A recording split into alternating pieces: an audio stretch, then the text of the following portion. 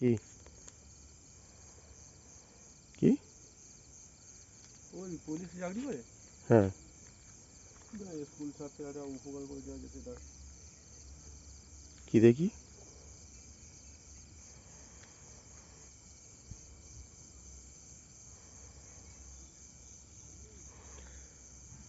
এই হচ্ছে Hobbit house পাতাল ঘর। এইটা আমাদের রুম।